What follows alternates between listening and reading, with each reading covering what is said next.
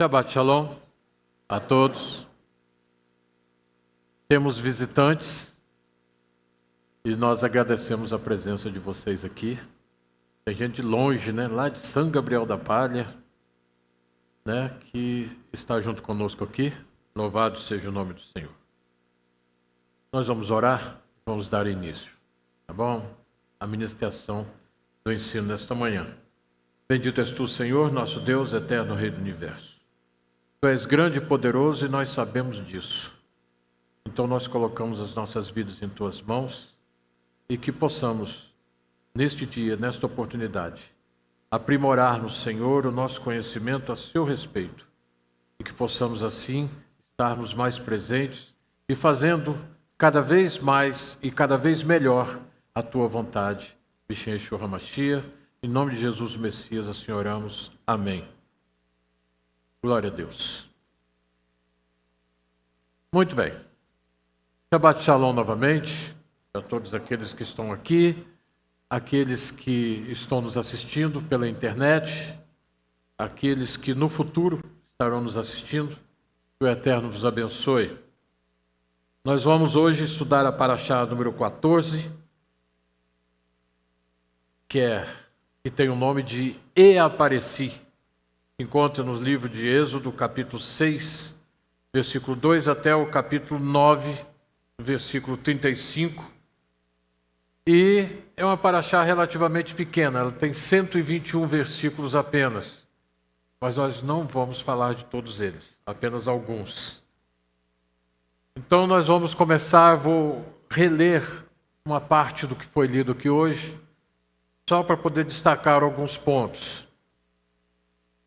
Já no início diz o seguinte: E falou Deus a Moisés, eu sou o Eterno, e apareci a Abraão, a Isaque e a Jacó como Deus onipotente. Mas pelo meu nome, Yud Rei Vav Rei, o Eterno, Hakadosh Baruhu, bendito e santo seja Ele, eu não me fiz conhecer. E também estabeleci minha aliança com eles para dar-lhes a terra de Canaã, a terra de suas peregrinações, onde moraram.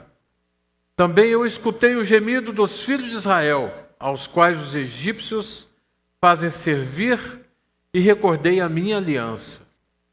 Portanto, diz aos filhos de Israel, eu sou o Eterno, e vos tirarei de debaixo das cargas do Egito, e vos salvarei dos seus serviços, e vos redimirei com braço estendido e com juízos grandes.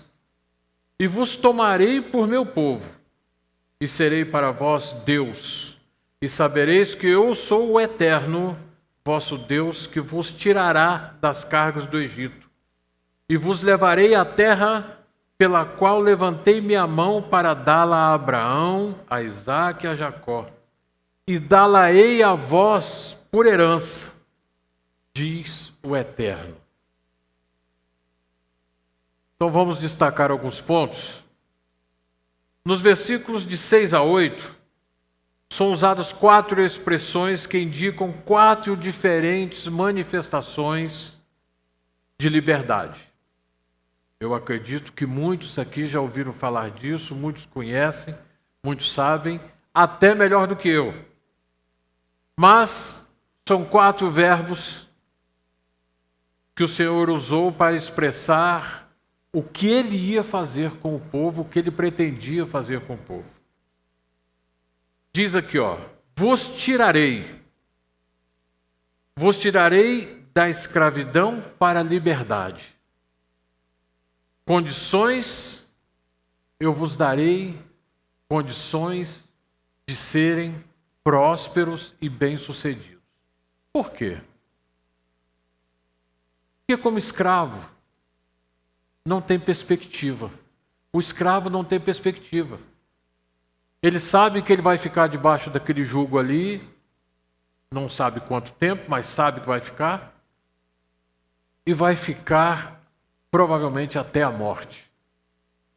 E o Eterno estava dizendo que não, que ele iria tirar aquele povo da escravidão. e com isso eles teriam condições de serem prósperos e bem-sucedidos. Depois ele diz: vos salvarei. Salvarei significa liberdade individual, liberdade de escolher, liberdade de se dedicar ao Eterno ou não. Mas o Eterno tinha um propósito, ele faria tudo para que esse povo servisse, porque esse era o desejo do coração dele. Vos redimirei. O que é redimir? Nesse caso aqui, vocês hoje são nada. São hebreus, escravos, sem perspectiva, mas eu vou dar a vocês a oportunidade de se tornarem uma nação. Eu vou ensinar a vocês como vocês devem proceder para daqui para frente não ser mais chamado daqueles escravos do Egito, mas uma nação. Uma nação independente e uma nação próspera. E vos tomarei. E vos tomarei. Aí você chega, eu chego para o Sandro está com alguma coisa na mão, eu tomo isso da mão dele. Eu tomo aquilo com a intenção de que aquilo passe a ser meu. E era isso que o Eterno estava fazendo. Eu vos tomarei para serem meus. Eu vos tomarei para serem meus. Que privilégio, né? Imaginem. O Deus que tinha manifestado, né? Iria manifestar, no caso, um grande poder, a manifestação de um poder imenso que até então não se tinha ouvido falar. Ele queria que aquele povo fosse dele. E também tem os dois verbos que foram usados depois, que diz: e serei para vós Deus, e vos levarei à terra que prometi a Abraão, Isaque e Jacó. Esses dois verbos, serei e levarei. O serei significa que eles estavam condicionados a permitir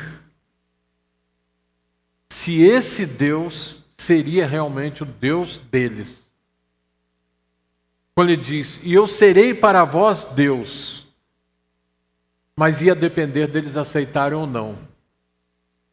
Os 4 primeiros verbos era definido de que ele ia fazer.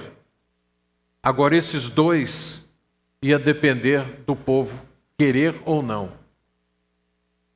Todos os dias estão diante de nós condições de decidirmos se queremos servir a Deus ou não.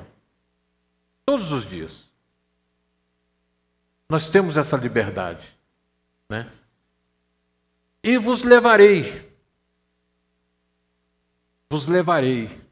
Olha, eu vou levá-los até a terra que eu prometi a Abraão, Isaque e Jacó. Eu vou levá-los. Agora, se vocês querem ir, se vocês querem permanecer nessa terra, se vocês querem tomar posse dessa terra, vai depender de vocês. Por quê? Porque nessa terra, essa terra era habitada, tinha pessoas lá. E depois, em outra paraxá, mais para frente, nós vamos falar sobre o relato dos espias e nós vamos ver a catástrofe que foi aquilo, né? Quando eles viram o povo que estava naquela terra. Então caberia a cada um decidir se ele queria ou não. Olha, eu estou levando vocês para uma terra, estou tirando vocês da escravidão, Vou levá-los para um lugar onde vocês poderão se definir como nação, onde vocês serão prósperos e bem-sucedidos. Mas se vocês quiserem, eu estou cumprindo a minha parte, e eu vou dizer para vocês, Deus sempre falou assim, sempre fez isso. E faz isso em nossas vidas até hoje. A mão dele sempre está estendida para abençoar. Agora, se você sair debaixo da mão dele, se você decidir sair, é problema seu. A consequência desse ato, dessa decisão, vai ser sua. Deus vai se entristecer muito com isso, porque o que Ele tem reservado para nós é o melhor. E muitas vezes não entendemos isso e saímos de debaixo da mão dele. Mas nós temos sempre na consciência de que a mão dele permanece estendida para nos abençoar. Né? Então esse povo tinha que se esforçar para tomar posse daquela terra. Depois no capítulo 7, ele diz o seguinte, no versículo 3, ele fala assim, olha, eu vou tirar vocês. Eu vou tirar vocês. Só que tem uma coisa, eu vou endurecer o coração de Faraó. Muita gente não entende isso. Fala assim, puxa vida, se Deus queria tirar o povo, por que ele não amoleceu o coração de Faraó, né?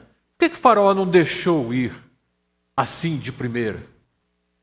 Só que eu costumo dizer o seguinte, que Deus nunca perde a oportunidade de nos ensinar alguma coisa.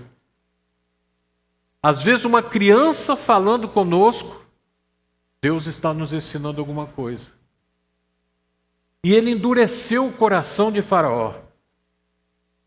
Por que ele endureceu? É uma pergunta que muitas pessoas fazem. Por que Deus falava assim, olha, vai a Faraó e fala com ele para deixar o meu povo ir, mas eu vou endurecer o coração dele. Depois ele repete isso, volta a Faraó e falo com ele para deixar o meu povo ir, mas eu endurecerei o coração de Faraó. Puxa vida, que situação, por que isso? Então a gente vai estudar um pouquinho e a gente consegue encontrar algumas conclusões que podem não ser a mais certa, mas essa foi a que eu encontrei, né? Veja só. Durante aquele tempo que o povo passou a ser escravo no Egito, o faraó maltratava e praticava crueldades contra aquele povo. Então, por ter maltratado voluntário e cruelmente os filhos de Israel, o Eterno privou o faraó da possibilidade de se arrepender. É justo isso? Aí alguns pensam, não, mas isso não é justo. Deus está tirando a oportunidade do faraó se arrepender? Calma, ele vai ter a oportunidade dele. Só que antes ele precisa aprender algumas coisas. E às vezes, na nossa vida, nós perguntamos ao Senhor, Senhor, por que isso está acontecendo comigo? Por quê? É o Senhor querendo me ensinar. Ele está sempre querendo me ensinar alguma coisa. Se eu tiver entendimento no meu coração, tá? Porque o entendimento não é a cultura, seu conhecimento intelectual, é no coração, né? Então a sua punição exemplar visa mostrar aos habitantes do mundo e às futuras gerações. Essa era a intenção de Deus. Era mostrar para todo mundo porque Egito dominava. Egito dominava. O faraó tinha um domínio sobre várias nações, né? Então o que Deus queria? Deus queria mostrar para Faraó, para aquelas nações e para as gerações futuras, que quando o Eterno, bendito seja o seu santo nome, decide bloquear o caminho de retorno do pecador, este não poderá anular a decisão. Puxa vida, mais uma coisa injusta. Deus está impedindo a pessoa de se arrepender? Quando Deus quer ensinar para a pessoa, para quem está perto, para quem está longe, e para aqueles que virão e ouvirão a história daquela pessoa, quando Deus decide isso, não tem jeito. Deus impede. Por isso que ele usa esse termo, eu endurecerei o coração de Faraó. Ele endurece o coração da pessoa a um ponto que a pessoa não vê. A pessoa não consegue discernir aquilo que está acontecendo. E isso geralmente é fruto da arrogância e da prepotência. A pessoa se acha tão superior que mudar de posição, mudar de ideia naquela altura do acontecimento seria se rebaixar demais. E é isso que Deus estava fazendo aqui com o Faraó. Uma grande lição que ele deixa para nós. Eu endureci o coração de Faraó por causa da excessiva crueldade que ele cometeu com o meu povo e por causa do excesso de maldade que está em seu coração. Por isso eu endureci. Porque eu quero trazer juízo sobre ele. E no momento certo ele vai se arrepender. Ou não. Essa paraxá, ela fala de 7 pragas das 10. Ela fala de 7. Todos conhecem a infestação de rãs. A primeira dela, as águas do Nilo se transformam em sangue. A infestação de rãs, a infestação de piolhos, a infestação de moscas, a morte dos animais, os tumores que brotam nos egípcios e as chuvas de pedras. Se formos observar, vai piorando cada vez mais. Cada uma delas é pior do que a outra. A Bíblia não fala quanto tempo durou, quanto tempo transcorreu entre uma e outra. Não fala. Mas vocês imaginem só a situação daquelas pessoas e das nações que tomaram conhecimento do que estava acontecendo. Puxa vida, teve um terremoto lá na Índia. Também bem feito, aquele povo é idólatra. Provavelmente era isso que algumas nações pensavam sobre o Egito. Teve um terremoto lá no Chile. Chile eu não conheço muito bem, eu não sei o que é, mas se aconteceu foi porque Deus quis, Deus permitiu. Então é isso que acontece. São coisas que nós temos que meditar na nossa vida diária. Nós temos que meditar, falar assim, Senhor, eu não quero cometer nenhuma irregularidade a ponto de eu ser punido pelo Senhor. Eu não quero cometer. Eu não quero cometer nenhuma irregularidade a ponto de eu perder a oportunidade de me arrepender. Eu não quero, Senhor, que meu coração fique endurecido e permitir que sobre a minha vida venha qualquer juízo de sua parte.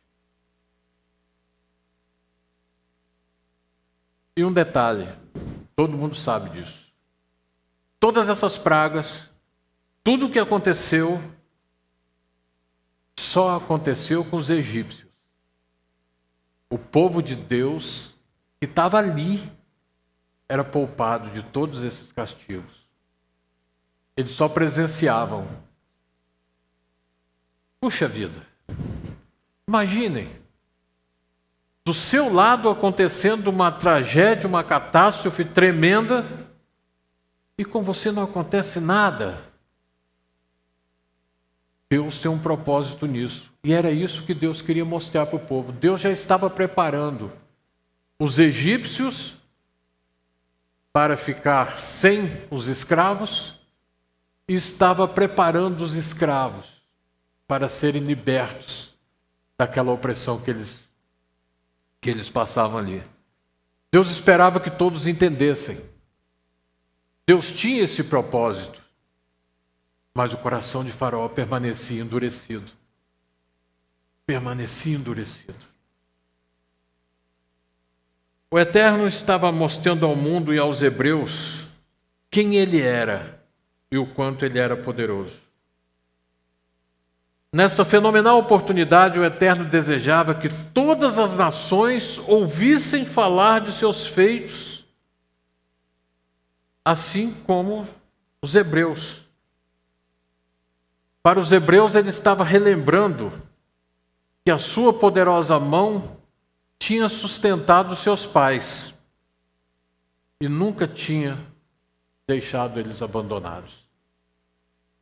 Agora, será que quando veio a escravidão sobre aquele povo que estava ali, eles não pensaram que Deus tinha abandonado? O Eterno nos abandonou. Olha o sofrimento que estamos passando aqui. Aonde estão as promessas que ele fez a Abraão, Isaque e Jacó? Aonde estão? Mas nem todos, mas alguns clamavam ao Senhor, e o Senhor se lembrou da promessa que ele tinha feito a Abraão, a Isaque e Jacó. Ele se lembrou. Ele se lembrou e falou bem assim: agora chegou a hora. Eu vou tirar. Em Gênesis capítulo 15, ele fala para Abraão: Abraão, olhe para as estrelas dos céus, olhe para a areia do mar. A sua descendência será incontável, como são incontáveis as estrelas do céu. Maravilha, né? Que promessa. Imagine, minha geração vai ser uma bênção. Só que tem uma coisa, Abraão. Eles serão cativos durante 400 anos. Abraão não questionou, pelo menos não está escrito aqui. Mas, Senhor, uma promessa dessa amplitude, uma coisa desse tamanho, e o Senhor ainda diz que a minha geração será escrava? Como é que é isso? Ele poderia ter questionado o Senhor a respeito disso, mas não, a Bíblia não diz nada sobre isso. O Senhor falou, está falado, vamos ver o que vai acontecer. E Abraão morreu, Isaque morreu, ficou Jacó, e somente em Jacó foi cumprido o que Deus tinha falado.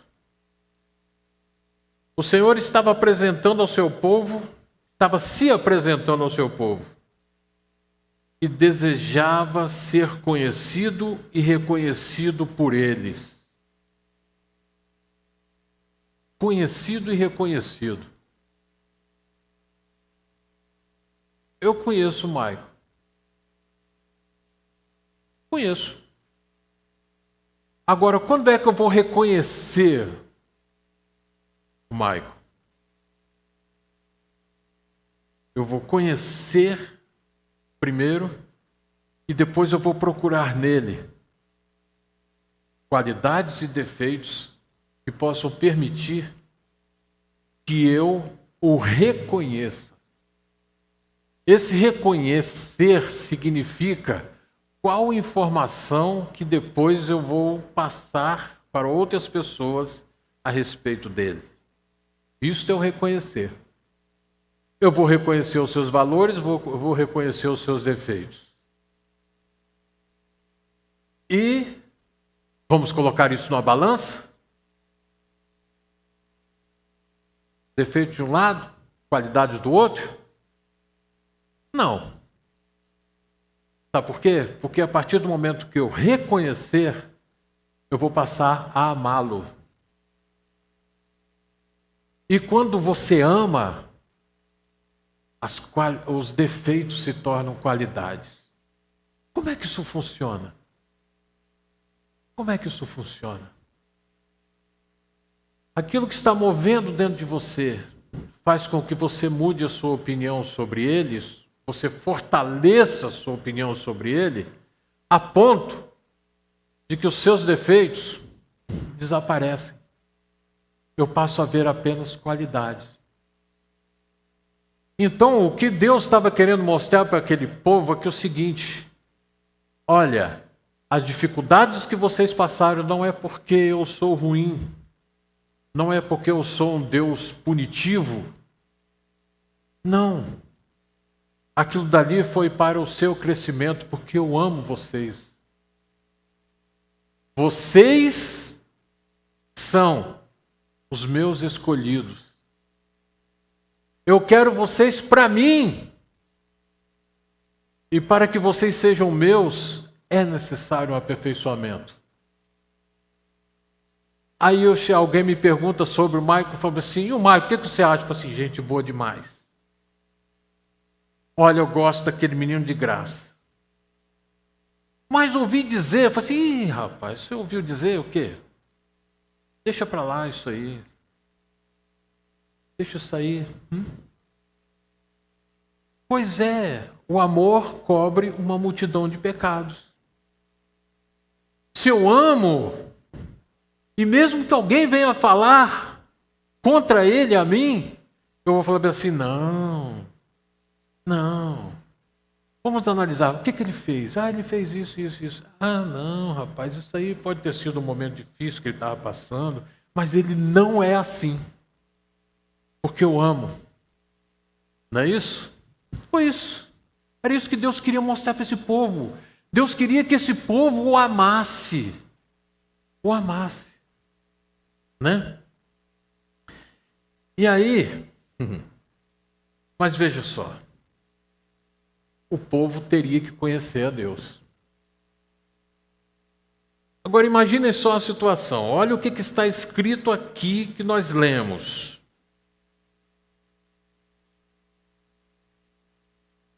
Eu apareci a Abraão, a Isaque e a Jacó como Deus onipotente. Mas pelo meu nome, Yud-Rei, Vav-Rei, pelo meu nome, o Eterno, eu não permiti que eles me conhecessem. Puxa vida, né? Abraão, imaginem, Abraão, Isaque depois, Jacó com toda aquela dificuldade que passou, e mesmo assim eles não conheceram o Deus como ele realmente era. Ele diz aqui assim: eu não os permiti conhecer, eu não me apresentei a eles como eterno. Aí eu aqui na minha razão, né? E tudo bem então. Daqui a pouco eu digo mais ou menos qual foi a minha conclusão. Apesar de tudo que ele fez com Abraão, Isaque e Jacó, ele não se manifestou plenamente. Mas agora tinha chegado o grande momento. Veja só. Abraão, Sara,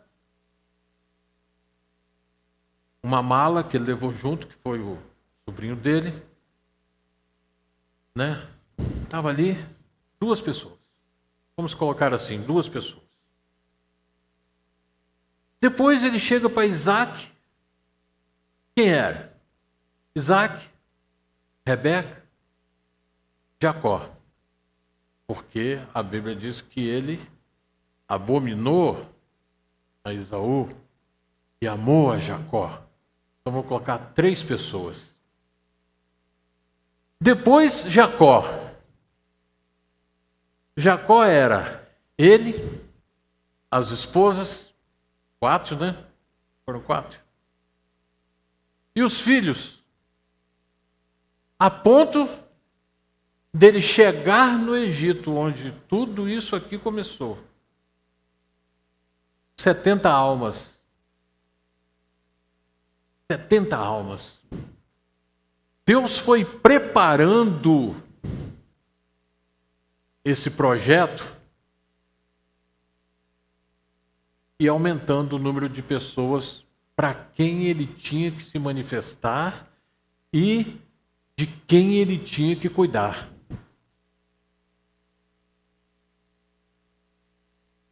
Quantas pessoas saíram do Egito no Êxodo? Milhões de pessoas. Cerca de 2.600.000 pessoas saíram do Egito. Qual era o propósito de Deus? Fazer com que aquele povo se tornasse uma nação. Era o clímax, era o ápice do projeto de Deus. Assim, agora vai ser definido e esse povo não será mais chamado hebreus. Esse povo vai ser chamado Israel. Esse povo será chamado Israel. Então agora eu preciso aperfeiçoar a forma de me manifestar com esse povo. Esse povo vai passar por um período de provações. Esse povo eu estou levando para o deserto para que, a princípio de tudo, eles entendam de que dependem exclusivamente de mim. No deserto, eles não terão os recursos que normalmente se teria num outro lugar. Então eu vou levá-los para lá, porque lá eu vou ensinar esse povo o que eu quero deles.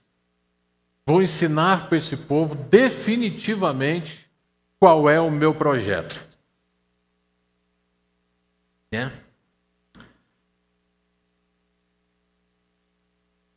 Aí nós vemos lá no Salmo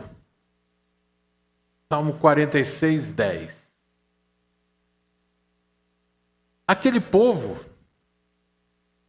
estava, o Senhor nos tirou do Egito e nos trouxe para cá para morrermos aqui? Não falaram isso? Vocês lembram?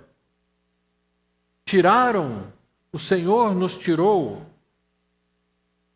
do Egito. Será que não tinha sepulturas suficientes lá para nós? Ele queria que morresse aqui? Olha, nem água tem. O Senhor providenciava água. Estamos com fome, não temos o que comer. O Senhor providenciou o pão. E eles continuavam murmurando. Esse povo precisava aprender. E nós? Será que o que o Senhor tem nos dado, nós temos agradecido a Ele devidamente pelo que Ele tem feito? Será que em algum momento das nossas vidas nós não somos ingratos com Deus? Tem uma pessoa que vai aniversariar e ela falou bem assim: puxa vida, Deus me sustentou até aqui. Deus me sustentou até aqui. E no Salmo 46, 10, ele diz: aquietai-vos e sabei que eu sou o Eterno. Ele está falando eterno, ele está falando o mesmo termo que ele usou para se manifestar a Moisés. Eu sou o Eterno. Eu sou o Eterno. Aquietai-vos e sabei que eu sou o Eterno, e eu serei exaltado entre as nações. e serei exaltado sobre a terra. Mas qual é a essência? Qual seria o título desse ensino? É Deus querendo se fazer conhecer. Eu vou mostrar para Moisés quem eu sou realmente. E ele vai me conhecer. Né? E depois ele diz lá em Jeremias: portanto, eu lhes farei conhecer. E desta vez lhes farei conhecer a minha força e o meu poder. E então saberão que o meu nome é o Eterno. O Eterno. O que acontece? Ali na tela tem um versículo. Vocês já leram? Olha só. Jó 42, versículo 5. Depois de todas aquelas provas que Jó tinha passado, olha a declaração que ele faz. De fato, os meus ouvidos já tinham ouvido a teu respeito. Infelizmente, tem muitos de nós que ainda só conhecem o Eterno de ouvir falar. Puxa vida, espera um pouquinho. Mas eu já estou aqui há 10 anos. Eu já sou um servo de Deus, já sigo os caminhos de Yeshua há 30 anos. Como é que o irmão chega agora e diz que eu conhecia Deus só de ouvir falar a respeito dele? Aí ele diz: contudo, agora os meus olhos te contemplam. Ele está se referindo às experiências que ele teve com o Eterno durante as dificuldades que ele passou. Na verdade, quando a pessoa fala assim: eu já ouvi falar. Fala assim: você já ouviu falar de Jesus? Já ouvi falar. Tem um rapaz lá no prédio onde eu moro que ele é bom nisso. Fala assim: você já ouviu falar de Jesus? Já ouvi falar de Jesus. É mesmo? E aí? E aí? De que igreja você é? Eu sou lá da igreja tal. Cara, mas você só ouviu falar? Você não teve nenhuma experiência com ele até hoje? Você não sentiu Deus na sua vida? Você só ouviu falar? Não é suficiente. E eu vou dizer para vocês, no dia 16 de dezembro de 1987, depois de muita dificuldade, eu resolvi seguir os caminhos de Yeshua. Eu me rendi. Vou dizer assim, eu me rendi. Falei: chega de lutar. Resolvi seguir os caminhos de Yeshua. E eu fiz uma oração. E essa oração depois me bateu e falou assim: eu não devia ter feito isso. Mas eu fiz uma oração. Eu falei: Senhor, isso que eu estou sentindo aqui agora, eu quero falar para todo mundo. Primeiro amor, né? É uma coisa linda, é gostoso demais. Eu quero falar para todo mundo isso que eu estou sentindo aqui agora. Isso é gostoso demais. Agora, Senhor, é o seguinte: me faz uma pessoa experimentada, para que eu possa testemunhar do que o Senhor está fazendo na minha vida. Oração de novo convertido, oração de tolo, que logo depois eu voltei a pensar nisso, falei assim: eu não devia ter orado desse jeito. Por quê? As lutas vieram. As lutas vieram, o Senhor atendeu o meu pedido, as lutas vieram, as dificuldades vieram, as provas vieram. Eu estava sendo experimentado. Para quê? Para quando alguém chegasse para mim e falasse assim, olha, eu estou com um problema assim, assim. Eu falei assim, eu te entendo porque eu já passei por isso. Ah, eu estou com um problema assim, assim, assim, assim. Ah, eu também te entendo porque eu já passei por isso. Mas fui eu que pedi isso. Porque eu não queria Deus na minha vida só de ouvir falar. Eu queria, ali ó, que os meus olhos contemplassem, que o meu coração sentisse que Deus estava na minha vida e que eu estava fazendo a vontade dele. Então, eu tenho mais alguns versículos aqui, mas diz o seguinte: conheçamos e prossigamos em conhecer o Eterno. Alguém já ouviu falar desse versículo? Conheçamos e prossigamos em conhecer, ou seja, eu vou conhecer e vou procurar me aprofundar e conhecê-lo cada vez mais. Depois, o Eterno diz: pois eu quero misericórdia e não sacrifícios. Eu quero conhecimento de mim mais do que holocaustos. Eu quero que vocês me conheçam antes de fazer qualquer sacrifício. Depois ele diz: eu sei o plano que tenho para vós, diz o Eterno, planos de paz e não de mal, para vos dar uma esperança e um futuro.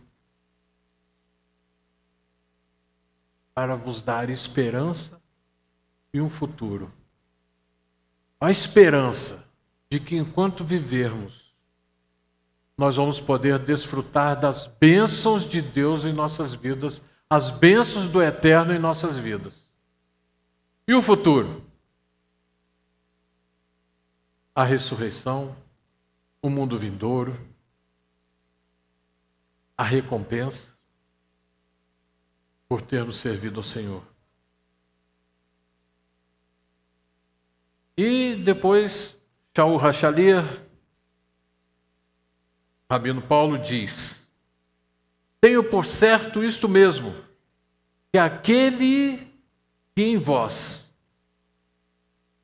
começou a boa obra, ele vai aperfeiçoar essa obra até os dias da volta de Yeshua. Não é maravilhoso isso? Eu tenho por certo que isso vai acontecer.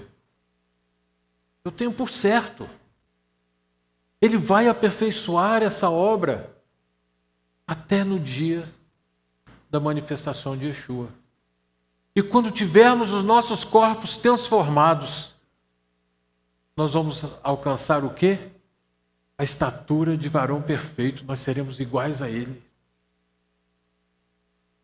Quem não quer isso? Quem não deseja isso? Quem não se esforça para isso?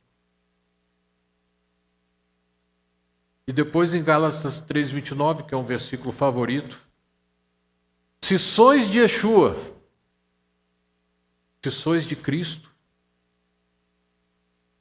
então sois descendentes de Abraão e herdeiros, conforme a promessa.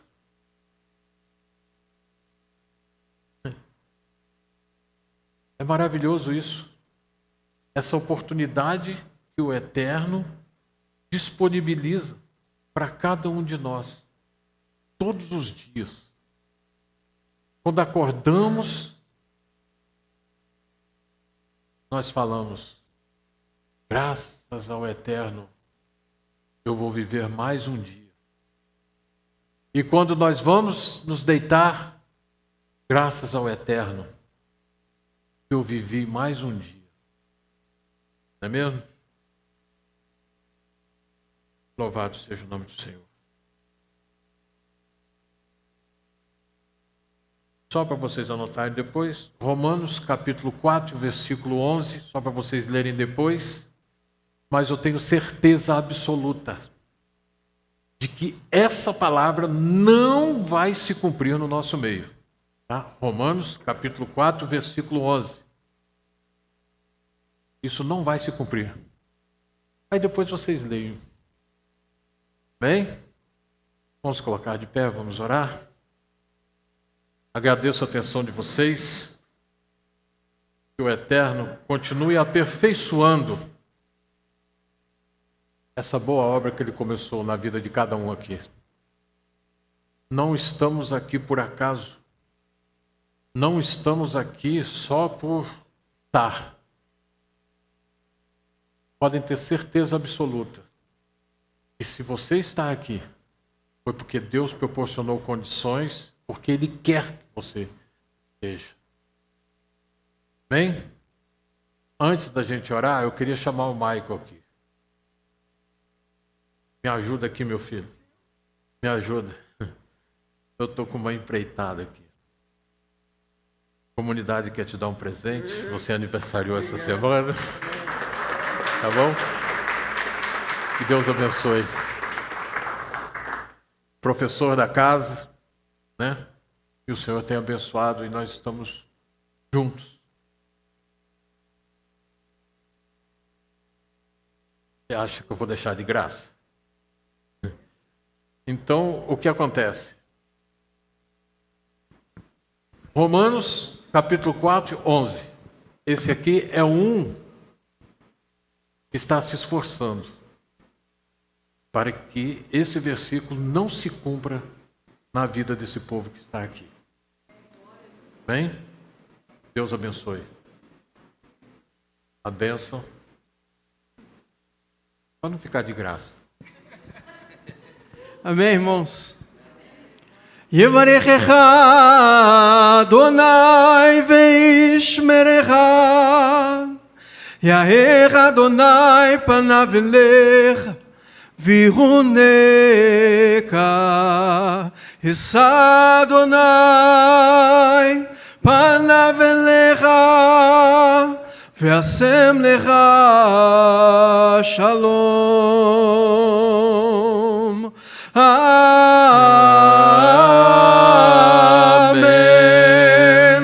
Amen. Amen.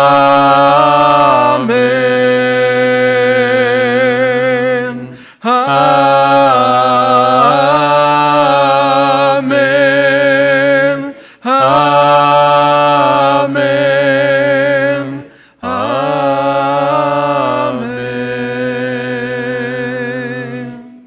Amém. Shabbat Shalom. Shabbat Shalom a todos.